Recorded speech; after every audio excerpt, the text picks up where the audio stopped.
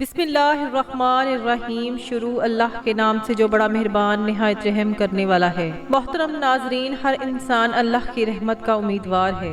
وہ چاہتا ہے کہ اللہ کی رحمت اس کو حاصل ہو، اور ہر کوئی یہ جانتا ہے کہ اللہ کے فضل و کرم کے بغیر انسان کچھ بھی نہیں ہے اور نہ کچھ کر سکتا ہے۔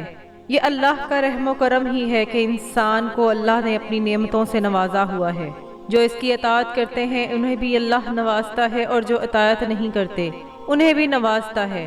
محترم ناظرین، یاد رہے کہ اللہ کی ایک رحمت عام ہے جو سب کے لیے ہے، اور دوسری رحمت خاص رحمت ہے۔ اللہ کی رحمت خاص اپنے خاص بندوں کے لیے ہے، اور اللہ کی اس رحمت کو اپنی طرف کیسے متوجہ کیا جا سکتا ہے، اس کے لیے میں آج آپ کے لیے ایک خاص عمل لے کر حاضر ہوئی ہوں۔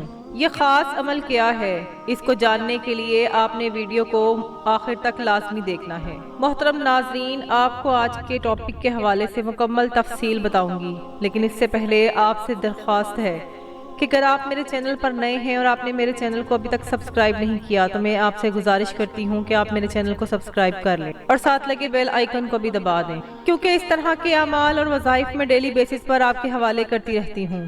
محترم ناظرین، اللہ تعالیٰ نے اپنے بندوں کو اپنے ذاتی نام اللہ کا ذکر دیا ہے، کیونکہ یہ اس کی تمام صفات کا احاطہ کرتا ہے، اور اس کے تمام اسما میں سب سے قوت والا اسم اللہ ہے۔ اللہ کا یہ اسم اس قدر قوت کا حامل ہے کہ اگر ترازو کے ایک پلڑے میں اسم اللہ رکھ دیا جائے اور دوسرے پلڑے میں پوری کائنات جنت و جہنم رکھ دیے جائیں تو اسم اللہ والا پلڑا بھاری ہوگا۔ اسم اللہ کے ذکر کے بعد روح اس قدر قوی ہو جاتی ہے کہ جسم و جان کے تمام حجابات توڑ کر جسمانی موت سے قبل ہی اللہ کا وصال یعنی دیدار اور معرفت حاصل کر لیتی ہے، کیونکہ ذکر اللہ ہی انسانی مقصد حیات یعنی معرفت الہی کے حصول کی بنیاد ہے۔ اس لیے اللہ تعالیٰ کی طرف سے حضور پاک صلی اللہ علیہ وآلہ وسلم کو پہلی وحی اور سب سے پہلا حکم اللہ کے ذاتی نام کے ذکر کا تھا۔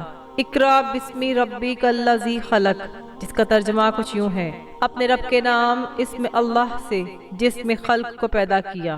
تمام عبادات کی فرضیت سے پہلے اللہ تعالیٰ نے حضور اکرم صلی اللہ علیہ وآلہ وسلم کی امت اور پیروکاروں کو اسم اللہ ذات کا ذکر کا حکم دیا تاکہ ان کی ارواح روح بصیرت حاصل کر سکیں، معرفت الہی تک رسائی حاصل کر سکیں، جو تمام عبادات کی روح اور بنیاد ہے۔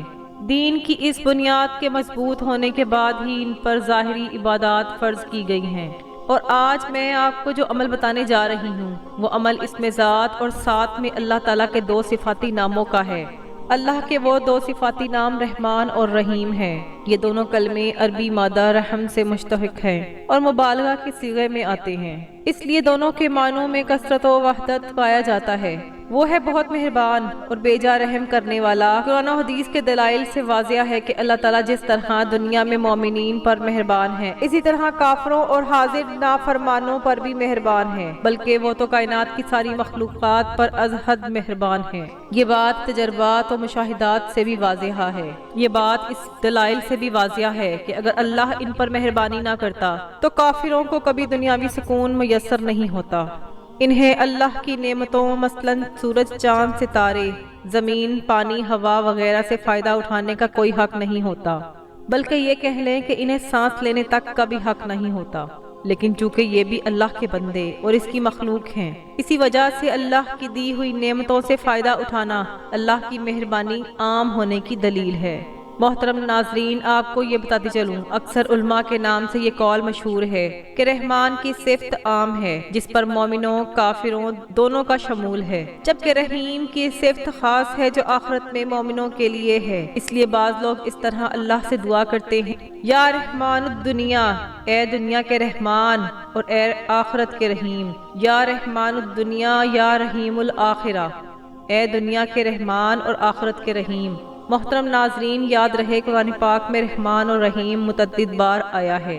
بعض مقامات پر رحمان مومنوں کے لیے استعمال ہوا ہے تو بعض مقامات پر رحیم مومنوں کے لیے آیا ہے، اور بعض مقامات پر یہ الفاظ عام ہیں جن کا مطلب یہ نکلتا ہے کہ رحمان اور رحیم دونوں کلمے مہربانی کے معنی میں آئے ہیں۔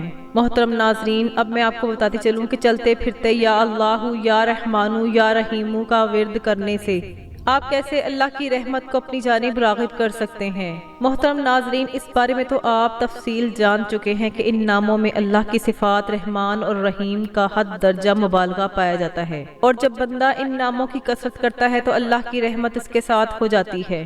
رحمت کے فرشتے اس کو اللہ کی رحمت سے ڈھانپے رکھتے ہیں، اور جب اللہ کی رحمت ساتھ ہو جاتی ہے تو پھر بندے کو کسی نہ کسی چیز کا خوف رہتا ہے، نہ کسی چیز کا خوف رہتا ہے نہ ڈر۔ ایسے انسان کی زندگی پرسکون ہو جاتی ہے۔ اللہ رب العزت ایسے شخص سے غم و پریشانیوں کو دور فرما دیتے ہیں، اور جب اللہ کی رحمت انسان سے دور ہو جاتی ہے تو پریشانیاں اس کو گھیر لیتی ہیں، غموں میں مبتلا ہو جاتا ہے۔ اس لیے ہر انسان کو چاہیے کہ اللہ کے ناموں کا ورد کرتے رہا کریں تاکہ اللہ کی رحمت میں رہیں۔ محترم ناظرین، جب انسان کے ساتھ اللہ کی رحمت شامل حال ہو جاتی ہے تو پھر انسان کو نیکی کی اور نیک کاموں کی توفیق ملتی ہے، جیسا کہ روایت میں ہے کہ جس شخص کو اللہ رحمت کی نگاہ سے دیکھتے ہیں اس شخص کو اپنے گھر میں اکثر نماز پڑھنے کی توفیق دیتے ہیں۔